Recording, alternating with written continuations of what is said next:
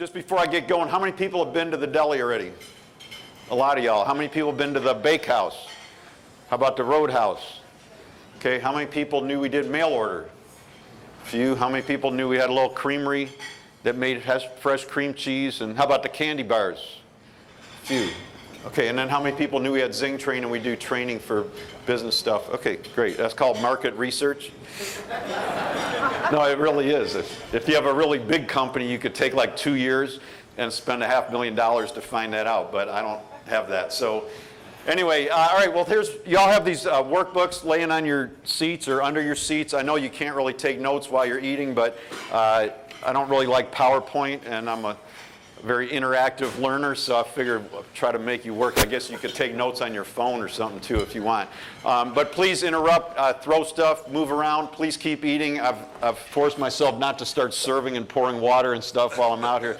I do keep picking up a little piece of paper off the floor when I see them because it's out of habit. But anyway, so let me just give you a little bit of background on us and on me. I grew up in Chicago. I went up to Ann Arbor to go to school. I studied Russian history, which is a really critical major for the food business.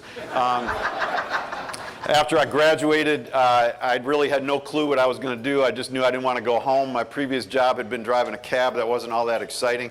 One of my roommates was waiting tables at a restaurant in downtown Ann Arbor. Some of you might have been there. I don't really know, called Maud's. Seemed like a good place to work, so I went in there looking for a job. I had never worked with food or anything. Said, hey, you know, I'd like to wait tables and try to make some money. And, you know, they said, no, we don't really need any servers, but we'll call you if something opens up. So I waited about 2 weeks, went back. I said, well, maybe I could bust tables and I could like move my way up. And they said, all right, we'll let you know. And I waited another week or two. I was really running out of money. So I went back in. I said, look, I really got to work. And they said, all right, do you want to wash dishes? And I had never worked in food, so I didn't know you weren't supposed to want to wash dishes. So I just said, sure.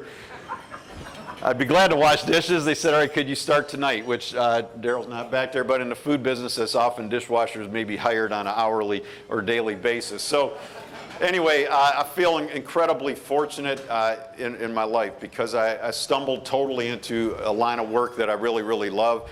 I did not intend to go into the food business. I did not grow up with some lifelong passion for food and cooking. I grew up mostly on Kraft macaroni and cheese, Mrs. Paul's fish sticks, Pop-Tarts. Green Jell-O with pears was probably my mom's top dessert, followed by fruit cocktail out of the can. And I'm old enough to remember when there was green cherries and red cherries. I don't know how many people can remember that, and I kind of don't really want to know what was in the green ones because they took them out after a while. But anyways, so I didn't grow up with some lifelong passion for food, and nor did I grow up with a lifelong passion for business. So I really just stumbled into that. Everybody in my family were all, you know, teachers, doctors, lawyers, dentists, you know, psychologists, whatever. So really, an undergrad degree from Michigan was, you know, kind of good, but not really enough. I was supposed to go to law school or medical school or something, but I never made it, and I was sort of the failure for not getting an advanced degree. Anyway, I feel really lucky because I stumbled into a line of work that I truly, really love. I'm going to talk about the natural laws of business briefly today, and I think the 9th one on my list of natural laws of business is that success means you get better problems. No, because see, I used to think no problems was success, but I realized that it meant you had passed away to have no problems. And so it's really just which problems you want. And I got a really great problem, which is there's so much I want to learn about food and culture and history of food and how to cook it and serve it that there's nowhere near enough years left in my life to do all of what I want to do. So I love that problem because I meet so many people who don't like their jobs and mostly they can't wait to get out of them, and I'm the other way. I also feel truly fortunate because I met great people. By the way, you can eat while I'm talking. I'm used to being like serving, waiting on your tables and stuff. You're making me nervous if you don't eat. But anyways, I've met great people. So Paul Saginaw, who Malachi mentioned or referenced, was the general manager at that restaurant when I started washing dishes.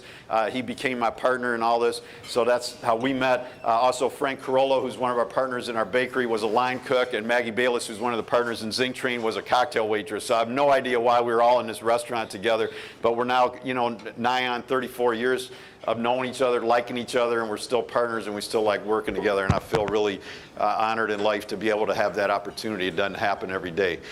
So I feel really fortunate for that. Anyway, I started washing dishes. Frank started teaching me how to prep and then how to line cook and run kitchens, so I normally would have been back there running the kitchen. That's really what I did. Paul left about 2 years into my 4 years that I worked for that company, and he opened Monahan's Seafood Market. If anybody's been to Ann Arbor and bought fish there, it's highly recommended. I shop there regularly. Anyway, so he and I stayed friends about, fall of '81. I reached a point where just, I learned more and more about food and more about managing people, and I started to get more and more frustrated with this company I was working for. They're perfectly fine, business people, but it just, we had some different views. I wanted to do more and more with the food and bring in better ingredients, and they were kind of happy where they were. And so I gave a couple months notice. I didn't really know what I was going to do. And Paul called me like 2 days later, and he said that the building where the deli was coming open, and we should go check it out. And if you haven't been, it's up on the wall. That's as much PowerPoint as you're going to get from me today. But anyway, so we went over there and took a look at it, and magically we opened up 4.5 months later. So March 15th, 1982 is when we opened. We had our 29th anniversary, which is kind of mind-boggling to imagine. Some of you have done it. How many people have been in business, the same business, 29, 30 years? Anybody? Congratulations.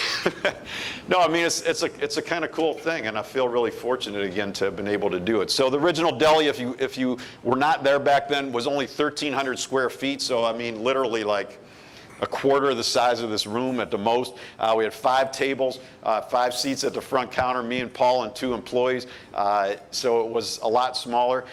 Literally, we opened on we took out a second mortgage on Paul's house for $20,000, and my grandmother lent us $2,000. But it was kind of lucky that we couldn't afford to borrow more, because those of you who were in business then, anybody remember the interest rates in 1982?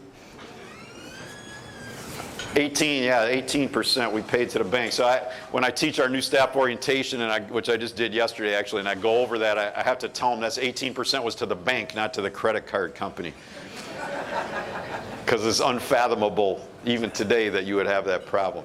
Anyway, as per the workbook and Malachi's introduction, and also we have, if you're on your way out, there's these newsletters over there. I'll give you a little bit of rundown on what we do. And I guess I should mention before I forget, because we have this little thing called Tour de Food, that if you go to all our businesses, you get a free T-shirt, and it's the Tour de Bacon right now. So I don't want you to miss out. You don't have to spend any money. But anyway, in the workbook, it has all of our different businesses, and on the next sheet, it's got a little bit of a box score on what we do. We're open book finance, which I'm going to talk about in a little minute or two.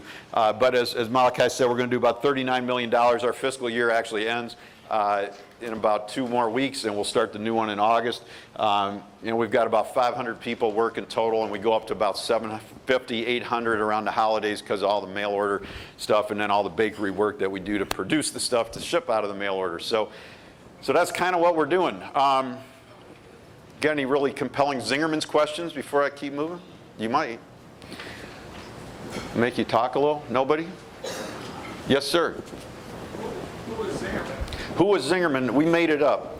My last name is unpronounceable, although he did a pretty good job. Paul's last name is Saginaw, which actually was Sagin Or in Russia, which means seer of light in Hebrew, which is very poetic and spiritually interesting, but got anglicized to Saginaw en route, and no offense to anybody who's from there, but it's not that it's bad. It's just like when you hear Saginaw, you don't think corned beef. So we sat on the floor at his house, and I don't know, we drank a couple beers, and we made long lists of names, and we wanted an A name or a Z name. And Zingermans won. I realize it doesn't matter anymore what letter you would choose now, because with Google they all come up equally quickly. But in those days, as you know, you wanted to be at the head of the list or the end of the list. So Zingermans it was. Any other Zingermans questions? Yes, sir. You can talk about your expansion you did. I'd be happy to. We're in the historic district, and I'm a history major, so please understand I'm all for history. But anyway, so we expanded the original 1,300 square foot space by adding 700 square feet in 1986. And then in 1991 is when we took over the house next door, which was built in the 1860s. The original building was 1902, and it was built as a grocery, so it's been in the food business its whole life. House next door was 1991. 4.5 years ago, we started the formal work to get permission to expand and renovate the little 1902 building, which was not designed to do $10 million, as you might imagine, back in 1902. So it took 4 years to get permission, and we started last fall, and we got about 18 months to go. And it's going to end, it's a lot of, as Paul reminds me when I start stressing about the cost, it's 29 years of deferred maintenance that we're now going to pay for. So, well, and as anybody knows, it's not bad, but it's like once you start the work, then there's all the things that you were grandfathered in on that you're no longer grandfathered in on, and so they all have to come up to code, and it's a difficult, it's a nice construction project for the people doing it, because it's like squished into this little back corner, and they got to, I think the guy nearly had a heart attack when he looked at the space that he had to drive the crane into to be able to do the work. But when we're done, it'll be about a year and a half from now, and we'll have probably double the space and get the kitchen out of the basement, make it easier for the people working and all that. And that'll take about 2 more years to figure out how to use it. That's the hard part. Okay, well, let me keep talking to you. So on this next page, because really what I really want to focus on was sort of the energy crisis that we're dealing with, and I don't mean fuel oil.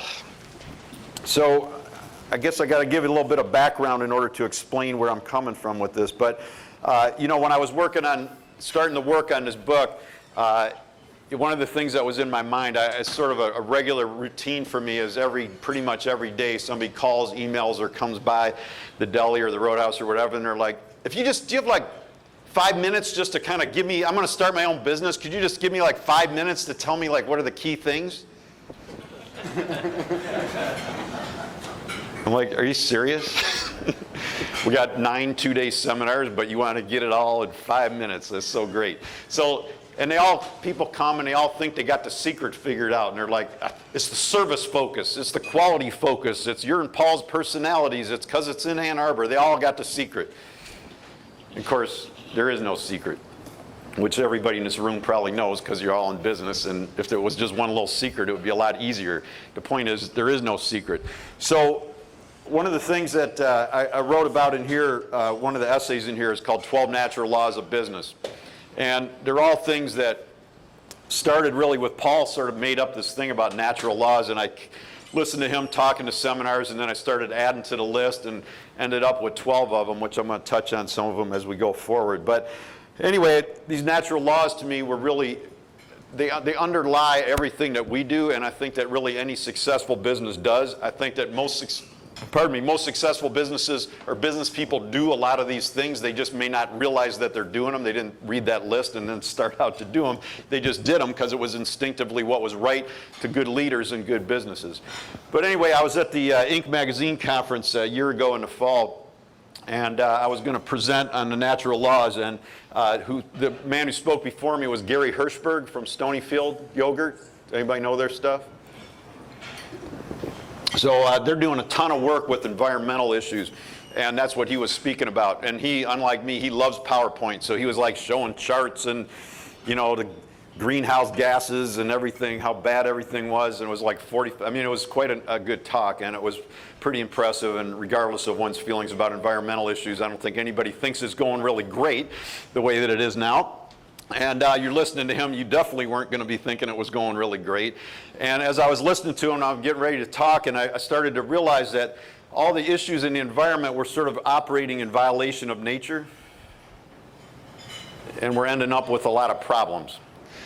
And that we have this, we all know, you could argue the severity of it, but we all know we got issues coming up around gas, oil, environmental issues, et cetera, et cetera. So we got this crisis in the environment, this energy crisis that's coming. Whether it's coming sooner or later, I don't really know. It's not my expertise. Anyway, I started to think about this violation of nature and having this energy crisis in the environment, and as I was getting ready to talk about the natural laws, it dawned on me that we got a very similar energy crisis in the workplace.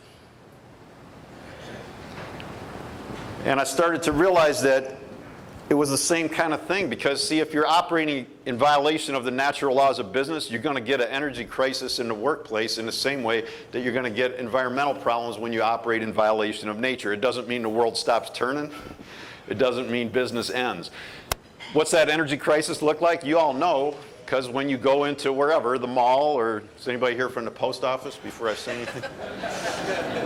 No, I mean, y'all know what I'm talking about, right? You go in and they're like looking at you like, can I help you? Who's seen that? Like you're being waited on by somebody, but you think, you could tell they're mostly watching the clock to see when they're going to go home. Their interest in their work is very low. Their energy is very low. It is an energy crisis. So as I was thinking about this, I had been looking at one of my favorite books of the last few years, a book by a guy named Dean Tucker called The Power of Purpose. And he cited a poll in there by Harris Interactive that surveyed the American workforce. And check out this data. You got your numbers are on your sheet there, actually, if you're taking notes, but I'm going to fill in what they mean. So, of all the American workers surveyed, only 37% said that they clearly knew the company's goals. 37% knew the goals of the company they were working for. Only 20% were actually enthusiastic about those goals. Only 20% saw how they could support those goals. It gets worse. Only 15% felt like they were enabled and authorized to actually do work to help attain the goals. And only 20% fully trusted the company that they worked for. This is data, man. This isn't me making this up. And I'm like, that's kind of a serious energy crisis. Mr. Tucker, to his credit, had the brilliant insight to say, just to drive my point home, let me just translate for you what that would mean on a football team. Of the 11 guys that go out on the field, only 4 know what goal they're going towards. Even worse, only 2 of them care. When they break the huddle, only 2 know what position they're supposed to line up in. Only 2 of the 11 feel like their efforts on the field actually made a difference as to how the team did. And all but 2 are equally likely to root for the other team as for their own team. And I'm laughing too, but I'm going to tell you my opinion. You want to know what's wrong with the economy? It's hard to work at high efficiency when people are running at 30% operational efficiency, which is what that data from Harris Interactive is telling you. Because I'm going to tell you that all those people that are answering 20%, 1 out of 5 that actually feels loyal to the company that they're working for is getting paid the same thing as the people that work for us or for any good business in this room. Okay? So my belief is that this comes from operating in violation of the natural laws, and you can, no offense to whoever's arguing whatever side of tax rates, but you could change tax rates all you want, but that's not going to change anything about the way that people are acting in those businesses. Okay, and so I'm not arguing one side of that or the other. I'm just saying that the other issues is a natural violation of natural laws, and it's something that we can deal with. So let me tell you a little bit about what those are, and let me tell you a little bit about the idea of natural laws. I'm going to have you do a little exercise. I'm a little nervous about doing this while you're sitting next to each other, but I think you can handle it. So I want you to close your eyes for a minute, and I can see who doesn't do it. And I want you to take your right arm, and I want you to point in the direction you believe to be north. And then I want you to open your eyes with your arm still up and look around the room. A few of you are still thinking about it. You guys did pretty good, I have to say, but there's still a fair few of you pointing in varied directions. So what do you think? Should we appoint a study group? You want to vote? Should we get maybe Malachi could get us a student group to research it for a while and see what they think? You think it's that way? Because that's what the compass says. See, you sure you don't want to, like if I drop this pen, what do you think's going to happen? It's going to fall, but what if I don't want it to fall? It could catch, very good. That's the entrepreneur's thinking. Okay. See, the natural laws are the natural laws. They're just what they are. Like, you don't have to believe that they're there. It's like you could not believe in gravity, but the pen's still going to fall. You could tell me that that way's north, but the compass still says it's this way, and north is still over there. Okay, so the natural laws just are what they are. Now, I don't mean that you have to follow them, because you don't. I'm an anarchist. You can do what you like. I just ask that you be respectful of other people around you and of yourself. Okay, but the point is that it's like the natural laws are natural laws. I'm sure you could find me some data that shows me 7 guys who are 95 that smoke a pack of cigarettes every day for the last 40 years, jog 3 miles, and are feeling really great, because there's probably 6 of them out there in the world. But we all know that if you smoke a pack of cigarettes a day, you're going to significantly decrease the odds of living a good, long, healthy life. So there's always exceptions to every one of these natural laws, but the reality is they remain the natural laws, just like the pen's going to drop, and that's north. Okay, are you with me? Is this making any sense? Okay, so if we had a longer session, I would go through all of them in detail, but I want to touch on a few of them in the time that we have today. So on the next page and the following page, it lists the 12 natural laws. The one I want to touch on most really is the first one, which is vision. Do y'all see this in the workbook? Everybody got it? Okay, so vision is really one of the core components of what we do and what I think that we do that's very different from everybody else. Okay, so in a nutshell, and this is actually the article you read in Inc. magazine was about visioning. This is actually why I'm here, is because he read that piece. So here's the deal. A vision is if you look at a particular point in time in the future and you describe what your success looks like for, in this case, your organization, but it could be your personal life, your family life, your community, a nonprofit, it doesn't matter. If you get into the future and you describe what that success looks like with enough detail that you know that that's where you're going, and you know that you'll know if you're there, that's a vision. Okay? A vision is not a mission statement. We have that too. I wrote a whole essay on it. The mission statements for us are like the North Star, right? You could always go towards it. And our mission, you had a page or 2 back in there, and it talks about bringing people to a great Zingerman's experience, but it doesn't really tell you what we're going to do. Okay, our vision for the year 2020 is written down. It's about 7 pages long. It's in there. I'll email it to you if you don't want to get the book or whatever. But the point is, our vision lays out what we're going to be doing in the year 2020. It says that we will have a community of businesses all in the Ann Arbor area. Each business will be unique, so we don't make another deli. We won't open another roadhouse. We like unique things. Each business has managing partner or partners in it that own part of that business, because we want somebody who's in there driving for greatness 5, 10, 15 years down the road, not just getting it open. Because all the people that have been in business a long time know that the really hard work is 14 years later. The glamour is long since worn off, and you're still driving to improve, not just moved on to the next shiny object. Okay? So, and it talks about how we relate to the community. It talks about how people who work with us feel about their work. It talks about the kind of foods that we sell and how we sell them. It talks about how we relate to our suppliers, et cetera, et cetera. It's about 8 pages long. That's a vision. Okay, what happens if you don't have a clear vision of where you're going?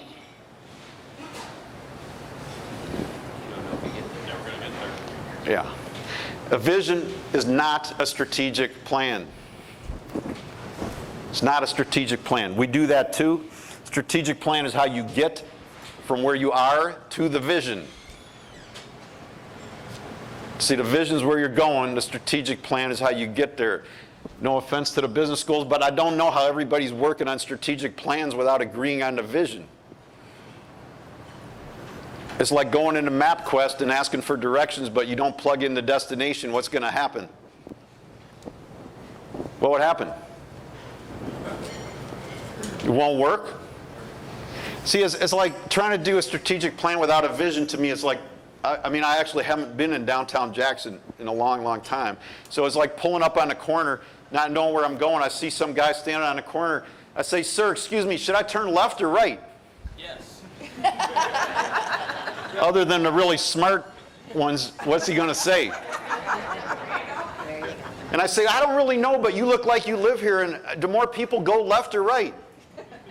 And actually, you look kind of smart. I'm thinking, like, in 3, 4 years, do you think more people will go left or right? Because I want to be ahead of the curve. See, the key is, where are you going? Because if you're going to one place, it's totally different than if you're going to the other. We're very clear. We're not going public. We're not franchising. We're not trying to open all over the country. It's not good or bad. It's just a vision, but it's our vision. So the vision comes from the heart. It's your passion. It's your inspiration. It's your beliefs. It's your values. And there's no right visions or wrong visions, because in our industry, there's nothing wrong with saying, I just want to have a chef's counter. I'm going to cook. I'm going to have a dishwasher and a part-time prep person. I'm not going to make a lot of money, but I'm going to talk to every customer and I'm going to cook every dish.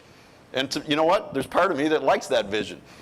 There's nothing wrong with Starbucks' vision. They're open all over the world. It's just not what we want to do. Is this making any sense at all? Yes. So I was thinking, should I read you? I was going to read you a little vision. Because see, one of the things we do is we do visioning for everything in our organization. So everything is starting with the end in mind and not with what's wrong in the moment. Make sense? So it's always about the future, not about the problems that we have today. It's about getting people to think about the positive of the future. Actually, this work came out of a university, the same one I went to. It came out of Michigan, late 60s, 70s, and early 80s. There was a guy named Ron Lippitt, and they did a lot of work around positive futuring. Some of you might have heard of them. And the work that they did was actually around group dynamics and group energy. And so what they did is they took groups like y'all at each table, and they would present them with a problem, and they asked them to try to solve that problem. Who's been in those kind of meetings? Y'all know how it goes. He's got an idea, and then he goes, well, we tried that, that'll never work. And then he goes, well, we got an idea, and she goes, I don't know, man, I don't think we can pull that off. So always in these groups, the energy would shoot really high for about the first 10 minutes, and then where to go? Down. As people got more and more depressed that their ideas weren't going to get implemented. So Ron Lippitt had the insight to try it in reverse. He said, forget how it is now. Don't worry about solving problems. I'm going to take you into the future. We're 2 years out. Just tell me how it works when it's working well. Forget what's wrong today. Just look at the future and tell me how you want it to be. And all of a sudden, people's energy kept going up. And the ideas that they came up with became more creative and more out of the box because they weren't bound and tied down to the present day reality. And that's really where this came from. So coming back to my energy crisis model, that was just one of the things that got me thinking about this. Is the whole thing of visioning was people's energy went up, whereas in the old model, problem solving, they argued forever, and no offense to Lansing or Washington, but it's going on right now. Because you could argue forever and nobody wins. At some point, they decide what to do. But see, what I want to know is where are we going in 10 years? I don't want to know what we're doing next week. I'll deal with it. I want to know what's it going to be like when I come to work 5 years from now or 10 years from now, because that's what's inspiring. The vision basically is the cathedral that you're constructing. Okay, the best way I could share it is just the story. Some of you might have heard it. I didn't make it up. Is the guy goes to the cathedral in Milan in Italy. Anybody been there? How was it? It's pretty amazing. This isn't Milan, by the way. So he goes to the cathedral and he comes to the first guy. He says, what are you doing? The guy says, I'm laying stone. And he comes to the next guy and he says, what are you doing? And he says, I'm building a cathedral. Hands-on work, is there any difference? The actual work. No, it's just put the mortar down, you put the stone down. Emotionally, what's the difference? Yeah, you got the big picture. See, here's the deal, man. Everybody wants to be part of something greater than themselves. Nobody wants to lay stone. And I'm going to tell you that even the employees you got to tell you they want to lay stone have just been abused so badly in previous jobs, they're afraid to admit even to themselves that they want to build cathedrals. Everybody wants to build a cathedral. Most work, if you look at it that way, is just drudgery. I mean, being a CEO is just as drudgerous as being a dishwasher. It's just, that's my drudgery. So they think that it's all glamorous. Oh, I just want his job. You just sit around and talk to people and taste food all day. And all I could think about is I just want to go in the walk-in and clean the cooler. And when I'm having a really bad day, I go by the dish line at the Roadhouse and I just scrape plates for a while. Because everybody's happy I'm doing it. Nobody critiques my work. I'm really good at it. They never say, why are you here? They just go, oh, wow, thanks. This is relaxing. So the point is just when you get in your own routine, if you don't know the cathedral, it's oppressive. When you know the cathedral, it works. Most entrepreneurs have the cathedral in their mind. The problem is they're the only one that got it. So that's why you and I keep going and everybody else is going home. I'm serious. Okay, so part of what we do is that we do visioning for everything in the organization. So I'm going to just read you part of one just to give you an idea what I'm talking about, so this might start to be a little more real. So this is one, I don't know if anybody's been, we have a little Thursday evening farmers market that we started by the Roadhouse. Has anybody been? A couple of y'all. So at the time that we started it was 2005, and this vision was written before we started it, and all visions, as we learned it from Ron Lippett and his teaching, is that you always write it as if you're in the future. It's a very important piece of this, is that it's as if you've already landed in the future. So this was written collaboratively, as all of ours are. I truly don't even remember who wrote it, who started it, but a bunch of people worked on it. So anyway, this was written 5 years in advance. You ready? It says, it's the longest day of the year. The sun is at its pinnacle of warmth and light. Throngs of people are milling around the Roadhouse parking lot on this Thursday afternoon, amazed and excited at the abundance of locally produced goods and services, ranging from several gorgeous varieties of tomatoes to handmade soap and artisan crafts to herbs and plants, plus a very strong synergy of Zingermans items. Every vendor is selling the best of what there is to offer, growing or producing themselves what they sell. So see, we decided that we wanted a producer-only market. Right? There's a tangible truth patrons have come to trust, that all these products have a story, and none of them have traveled very far to get here. Tents and awnings cover the stalls, creating a colorful and festive mood. There are 15 to 20 vendors at the market, so it's accessible and maintains variety, but remains magnetic and welcoming. So again, we made a decision that we didn't want to be as big as the downtown Ann Arbor market. It's a great market.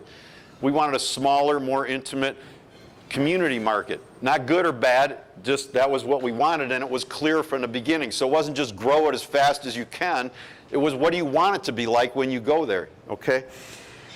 The market continues to provide our customers with the best products available and serves as a catalyst for community development by offering an educational component and a local music scene. We have space reserved for weekly scheduled acts, including local musicians, demonstrations, and educational activities. Several people recognize the Roadhouse chefs selecting vegetables from the market's vendors for the weekend's menus. The market is a family event where parents bring their children after school and meet to shop for fresh produce. After shopping, families enjoy a snack from the roadshow at our picnic tables. Guests are thrilled with the produce, the chance to visit with neighbors, and best of all, connect with the farmers who actually grow their food. It goes on a little bit, but that's all I'm going to read you. How'd that sound? You want to go? How's it sound compared to what it is? I mean, it's eerie. I mean, I was just there. What's today? Is Tuesday. I was there on Thursday. I mean, it was great. It was a beautiful day. There was families, were dog friendly, whatever. It's just there's a lot of people out there. It's not jamming like the Ann Arbor downtown market, which is really good. But that's what we wanted. So when I was writing that essay that I was going to put that in there, I was like, you know, I can't really remember how many vendors we actually have. So I called Jen Salisbury, who was the market manager. Do you remember how many it said were in the vision? 15 to 20. So I call her. I'm like, Jen, I'm writing this essay. Can you count up how many people we got? How many vendors we got? What do you think? 20. 20 vendors. It's uncanny when you actually get clear and you write down what your vision is. I'm not saying it's magic because there's all the work that we all know that we got to do every day, but the point is that when you know where you're going, it just radically increases the odds of getting there. Am I making any sense at all? Am I scaring anybody? So I just wanted to share with you also one little piece that one of the employees wrote. See, we use the visioning, like I said, in all pieces of our work. And what this has done in hindsight, and this is where the natural laws of business come in, see, by turning everybody's focus onto what they believe in and what they want instead of what everybody else is doing wrong, think about the impact that that has in the culture and really in the society overall, in my opinion. Is just, see, instead of everybody telling you what everybody else did wrong, the whole focus becomes, what are we going to do? Not what did he not do, what did he not do, what should he have done? It doesn't matter anymore. It's like, where are we going, guys? Write the vision. So the good thing is, like in our culture, when we forget to write one, it's now normal thing is like you can have a busboy or a waiter or whatever is going to go like, where's your vision, dude? But I love that. That's a good problem as per the natural laws of business. See, if you got a busboy that understands what a vision is and understands why it's important and has the courage to tell a manager or a partner, come on, man, you taught me about visioning. Where is it? Do you understand what that means? That's a hugely powerful thing. So when I was going out last year to teach about visioning on the West Coast, I sent an email to all our employees just saying, I'm going to teach visioning. What advice do y'all have, or what experiences do you want me to share? And I got a ton of them back, but this is one that a woman who works at the bakehouse wrote. This is an hourly employee at the bake shop, and she references, we have staff scholarships that we give out 4 times a year, and so that's what she's referencing. So she says, visioning has helped me enormously on a professional level.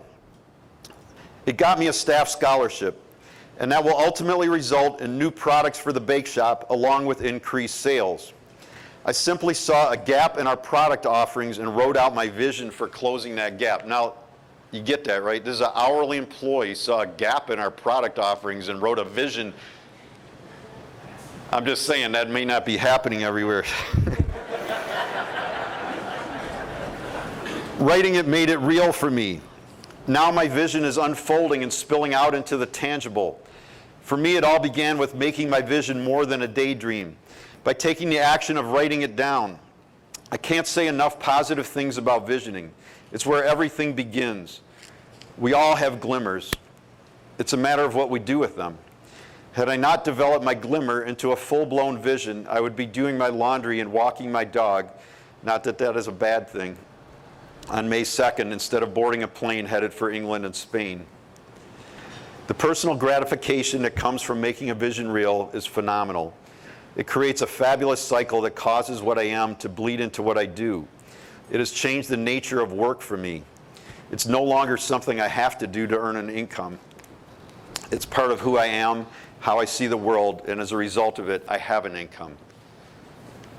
Okay, y'all, this is an hourly employee.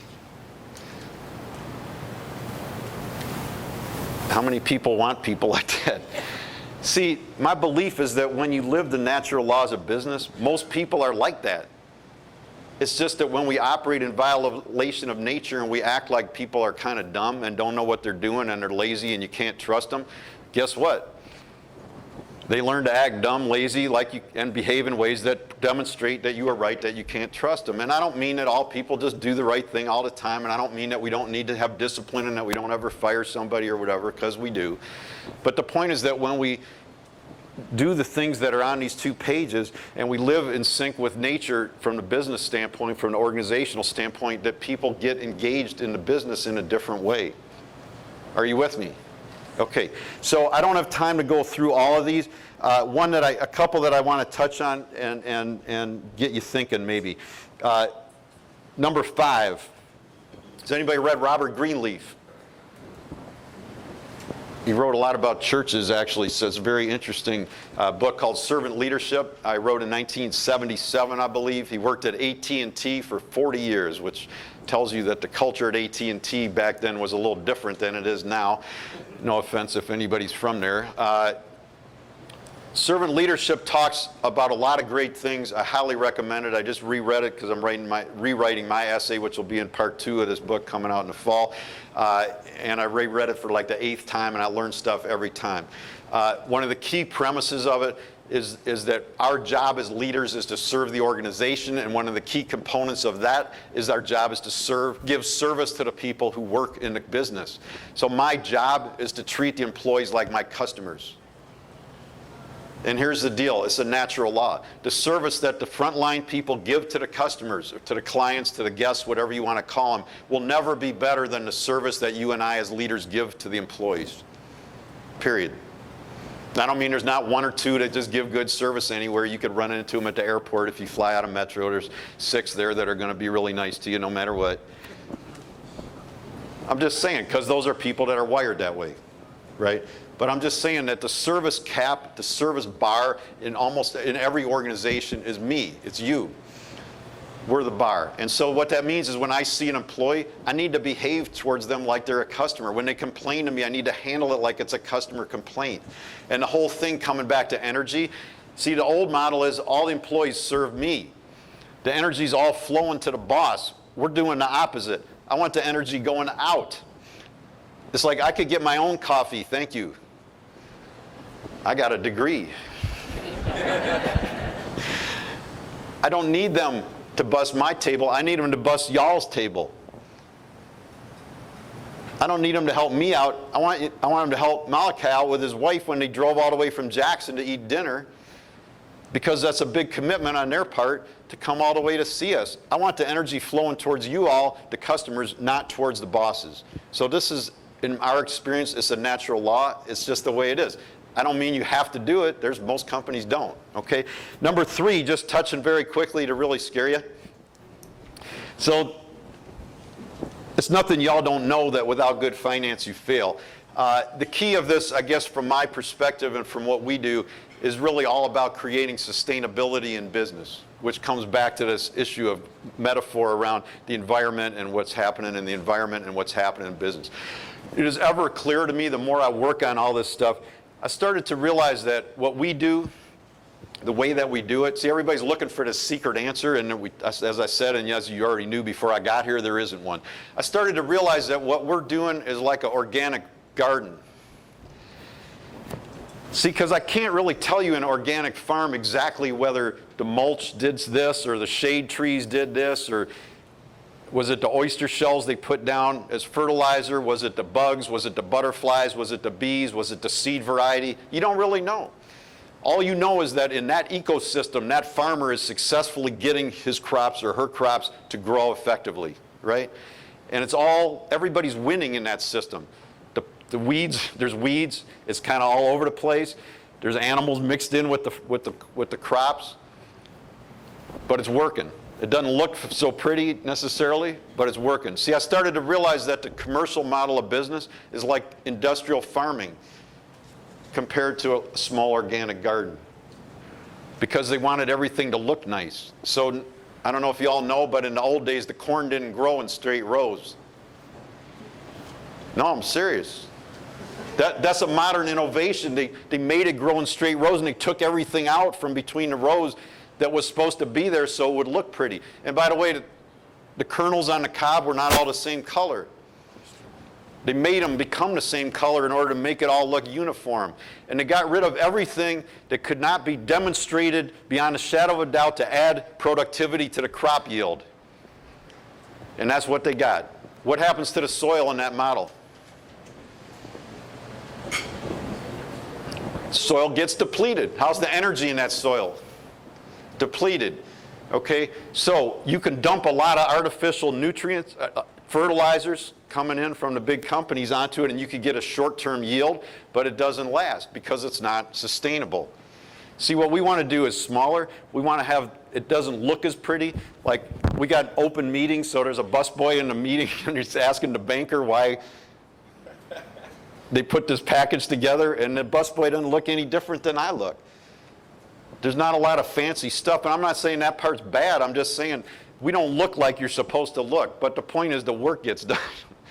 Okay, and so sustainable business to me means that we're creating a business setting in which everybody's winning. See, the old model of business to me is all about win-lose. We're going to beat the competition. The employees are mad at the owners because they're cheating them. The owners are trying to hold down the employees and minimize costs. We're trying to beat down the suppliers. The suppliers are trying to sneak something in when we're not looking. And I started to realize we don't work like that. See, we want to be in the abundance mentality, like there's enough for everybody. So I want our suppliers to be better for selling to us. I want the employees to make more money. I want the community to do well for us being in it. I don't even really want tax breaks from the community. I want to give back to the community. I want to be profitable so we can donate more. The point is you create sustainability. I'm just going to say that we're open book finance. I don't know if anybody else here open book. You are fabulous. What do you do? I'm an architect. Great, excellent. We could talk later. So open book finance is these guys already know, but it's a system approach that was developed, I'm sure was discussed in academia, but actually put into practice coincidentally the same year we opened, which is 1982, in the unlikely town of Springfield, Missouri. 1982, we all discussed the economy was terrible. They were a plant of the International Harvester Company. They were going to be shut down because the plant was losing money. The guys who were running the plant decided, this long story is in Bo Burlingham and Jack Stack's book, Great Game of Business. I highly recommend it. Long story short, they spent a year, they raised the money, they bought the plant, and then they quickly realized two major things. Number one, they knew a lot about how to run a plant for International Harvester, but they barely knew a darn thing about how to actually run a business. Now you might think, what's the difference? I would posit that one is like you're a farmer, and the other one is you're the Minister of Agriculture of Barbados. They're both dealing with similar discussion about terminology, but the farmer's like he or she standing in a field going, the storm's coming, I got to feed my family, what do I do? And I'm not saying it's bad to have a Minister of Agriculture, you need it, but it's mostly about policy and long-term discussion. In a business, small business, how many people here are small business? So like, you can't call the finance department when the payroll's coming due on Monday and you don't have enough money. I've been there. You call your relatives, you call your friends, you figure out what you could not buy that week. You do. You check your credit card balance because you're going to make payroll. But see, in a big company like International Harvester, they just called the finance department in suburban Chicago and they sent more money down. All of a sudden, they didn't have the finance department. So that was number one realization. Number two realization was that business, in essence, was like a game, not in a demeaning or childlike way, but like a professional sports sort of way. And that the sad reality was that most of the people playing the game, i.e. those working in the business, didn't know the rules of the game they were being asked to play because they didn't know how to run a business. They just got told to shut up and go work. They didn't know the score of the game, so they truly had no idea whether the business was doing well or not well. To the contrary, actually, my experience is most of them think it's doing well when it's not, which is really great. So it's like thinking you're up 40 when you're down 40, and then being mad at each other because you picked the wrong strategy, but you don't know the score. And then the third piece was they didn't know, when the team won, when the business won, they generally didn't share the success. When they did share the success, it was in a very paternalistic manner, sort of like, nice job, son, keep up the good work, here's $100. Which is better than not getting $100, but he got absolutely no clue what he did to get the $100 other than show up. See, so their whole model was around, if it's a professional sport, we got to teach the people working in the business the rules of business. What is profit?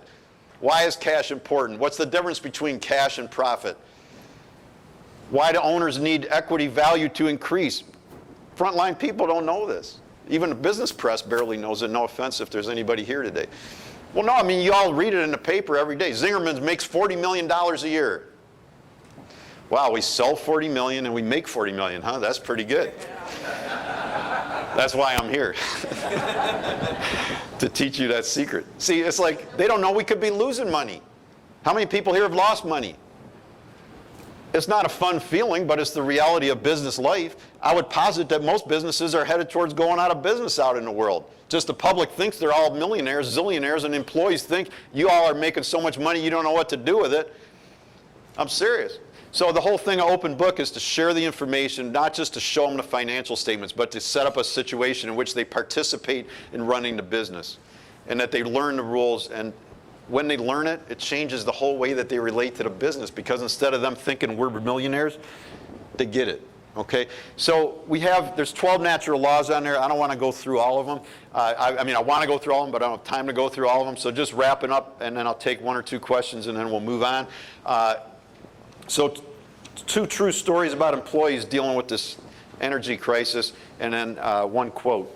So about 3 months ago, I was sitting at the deli. Anybody who comes in there, I frequently sit at the back table in the corner. I've only been in my office once in the last 2 years. I don't really like offices. I think they took my desk and gave it to somebody else, but I don't really know. Anyway, so I was sitting in there, and I'd like to get in there early because I need to get my brain organized before the whole day starts. We open at 7. It was like 6:30 in the morning, 6:45 at the latest, and I'm sitting there, got my coffee going. I'm getting my computer out. I'm starting to get my brain moving. And there's a woman who works next door that I don't really know that well, next door in the cafe space, high school, 17 maybe, Grace. She like comes walking up and she's like, "Can I talk to you?" How many people here are in business? And what's that usually mean when So I'm like, oh man, 6:40 in the morning, you're going to start already. Here we go. She goes, I got to talk to you. I mean, maybe you get sick of hearing this, but I love my job. No, I'm serious. I love my job. She goes, I got to tell you, I love coming to work. I feel like people listen to me, like I have ideas and they're interested in them. I'm so interested in the chocolate, and I went home and I bought all these chocolate bars and I'm studying the chocolate now. She's 17, man. So like all the things that people cut on young people, it's not right. It's not true. It's just if you treat people like they're dumb, they're going to act dumb. She's 17. She's in high school. 4 days ago, Saturday, whatever it was, I was at the bakehouse. We got picnic tables outside. I was sitting outside working. There's a new guy, Anthony. He's been there like, I don't know, 5 weeks, hourly on the counter. He's clearing the tables. I'm sitting out there. I said, Anthony, how's it going? He goes, it's going great. I'm like, really? I mean, it was a hot Saturday, busy day. You know, he's like, it's great, man. He goes, I like coming to work. This is the first time in my whole life I like coming to work. And I got to tell you, if you got all these millions, hundreds of millions of employees who don't like going to work, they don't like their job, and all they're thinking about is how to get out of their job, it's a violation of nature, and we're paying them full rate to work at 35% efficiency. It doesn't add up. So that's really all I want to say just to close it out. The 12th one, 12th natural law in there is just, organizations, successful businesses, successful organizations are more appreciative and they're having more fun. And I think this is true. You could walk into almost any business and you could read the positive energy. If it's up, people are probably doing well. If it's down, they're not doing so well. I would recommend that you start to tune into that laughter and fun. Paul Hawken wrote a great book called Growing a Business. Highly recommend it. It's about 20 years old.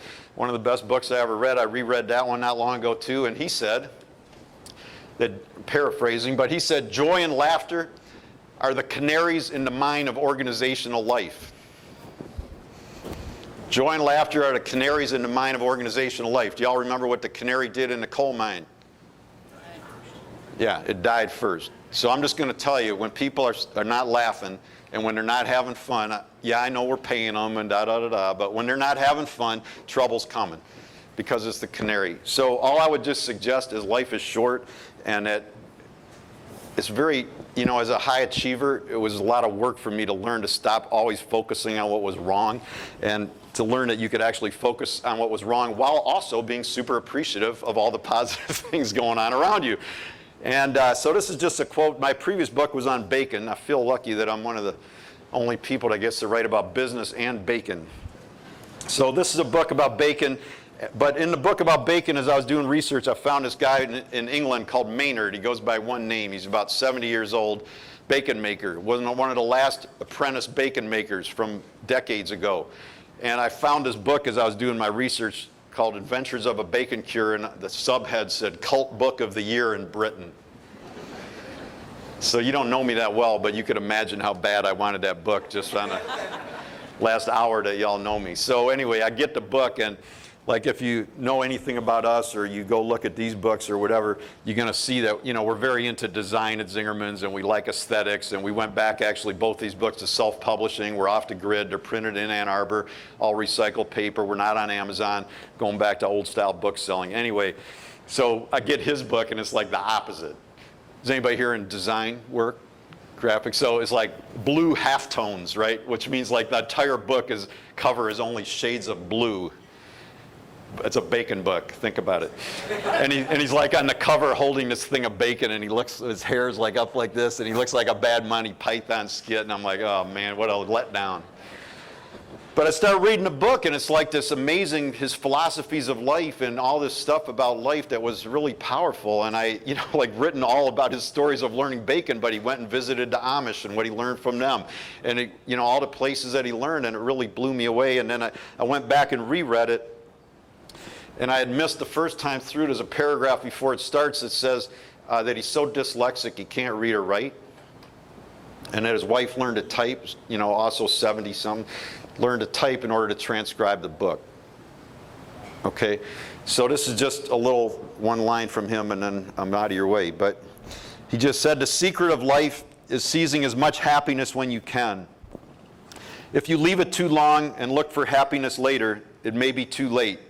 So the secret is, when the happiness is there, take it, and we did. So I would just encourage y'all to be appreciative of those around you today, of the folks who put this on, and when you go back to work, regardless of all the things that are wrong, is just to take a minute or 2 minutes or 3 minutes to phone, text, email, or personally appreciate somebody, because it does make a difference. So thank you all very much. I'm happy to answer questions, but we don't have a lot of time. I'm going to sign books if you want, and my email is ari@zingermans.com.